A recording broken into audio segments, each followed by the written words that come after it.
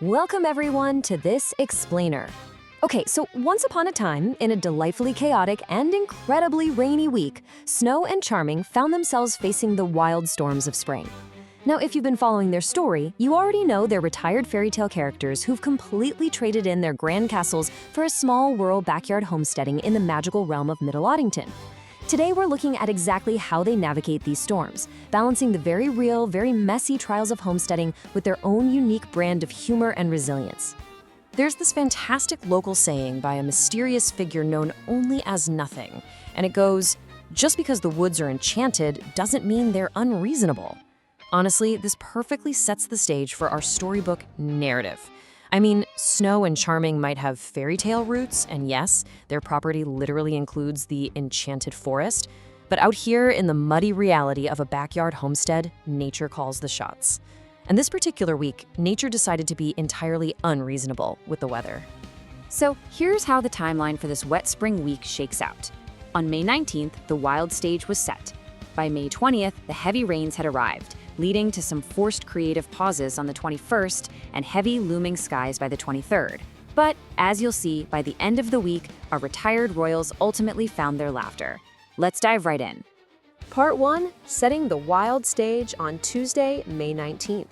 Our story actually begins just before the heavy rains fully set in the form of a character profile of a major land region on the homestead. It's called the Broken Field. It's a wild acreage that they jokingly classify as a tractor diplomacy zone. Basically, it serves as an overgrown expansion area for the enchanted forest, acting as a quiet observation point that connects the neighboring crop fields. It also functions as the home base for the back Bear Acre, which is where the local news is gathered. As Snow notes, it's this fascinating space that completely changes with every single season while remaining incredibly active. And when I say active, I mean it's an absolute wildlife corridor. You've got red foxes and coyotes roaming right alongside wild boar, bald eagles, snakes, and white-tailed deer. There's even a really intriguing note about occasionally spotting something that just doesn't belong here. Spooky, right? While this overgrown field totally welcomes human companionship and walking trails, it makes absolutely zero promises regarding the animals. It is a wild, unpredictable frontier sitting right in their backyard. Moving on to Part 2, the weekly storm report for Wednesday, May 20th. By Wednesday evening, the storms had officially moved in, as reported by the weekly homestead newspaper, the Bear Acre Bulletin. Middle Ottington had just endured 4 straight days of relentless rain. The bulletin humorously noted that local ARC's construction had resumed, and soil conditions were now best described as soup adjacent. But you know, Snow and Charming are absolute pros at finding the positive. While the mud felt endless, the garden vegetables, specifically the potatoes and onions, were thrilled. I mean, they were thriving in the muck, practically gearing up for a Thanksgiving feast right there in the puddles. Now, the storms also brought some pretty hilarious wildlife contrasts. Before the rain forced everyone to lock down, folks had their doors open, which led to absolute catbird chaos. These little gray birds kept flying indoors, panicking, and basically turning into feathery bumper cars bouncing off the walls. But outside, there was a huge positive. The hummingbird heroes had officially returned. And they were not messing around. The tiny, buzzing hummingbirds made their territorial positions vividly clear to Snow and Charming. In fact, the bulletin actually issued a formal notice advising residents not to smell excessively floral or stand too confidently near the hanging baskets. Otherwise, you face the wrath of an aggressive, dive-bombing hummingbird. It's just a perfect little fairy tale detail right in the middle of all that gloomy weather.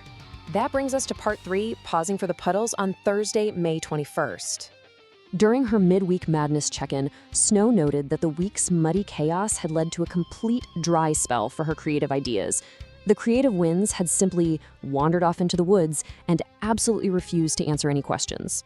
So instead of brilliant new projects, the endless gray skies resulted in just a bunch of unfinished thoughts and a massive, ever-growing coffee deficit.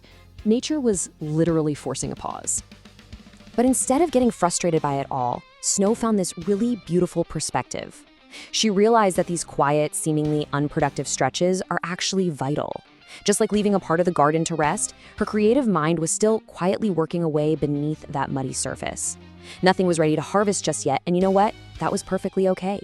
She allowed herself to just embrace the ebb and flow of a quiet week.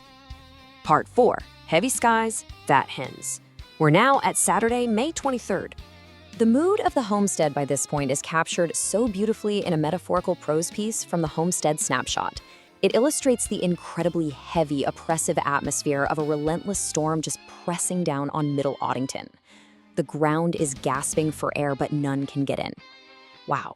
It's a very visceral description of what days and days of rain actually feels like when you live that close to the earth. Everything is gray, and everything is just so heavy.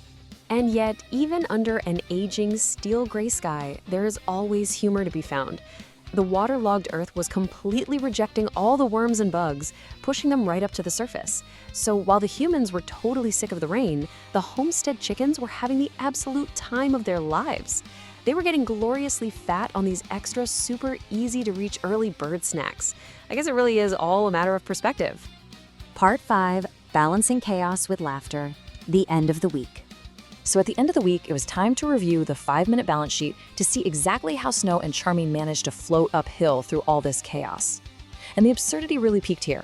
Our retired royals, who, mind you, live at the top of a hill, discovered their basement had flooded so badly that the sunk pump literally detached and floated away into a corner. I mean, no way, right? But how did they balance this incredibly frustrating, murky negative with a massive positive? They threw on a painfully cheesy, bizarre movie called Operation Taco Gary's and spent the entire evening just laughing together in the dark. Right in the middle of all this flooding, Snow and Charming got into this hilarious debate over how the local wildlife was surviving the deluge. Charming was genuinely worried, pointing out that squirrels don't have floaties. Snow, without missing a beat, argued they just needed to puff up their cheeks, hold their breath, and keep their heads up. Well, Charming quickly realized she was actually thinking of a chipmunk from an old cartoon. They literally used childhood cartoon logic to cope with a flooded reality, laughing for ages at the sheer absurdity of the whole situation. So what's the ultimate takeaways Snow and Charming learned from this muddy week? When things get wildly imbalanced, you just have to throw in your favorite stress busters, sit back, laugh, and sometimes just let the chaos work itself out. You can't control the weather. And, as if by magic, when the rain finally did end over Middle Ottington, they were rewarded with a stunning double rainbow stretching right across the enchanted forest. A literal fairy tale ending to a very messy week. Which leaves us with this final thought. Snow and Charming found their balance through cheesy movies, cartoon logic, and a really healthy dose of perspective. So I have to ask you, when the mud seasons of your own life stretch on and your metaphorical sump pump completely floats away, what is your go-to way to find laughter and let the chaos work itself out? Take a page from Middle Ottington this week. Embrace the pause, laugh at the mud, and keep your eyes peeled for that double rainbow. Thanks so much for joining me on this explainer, and keep learning.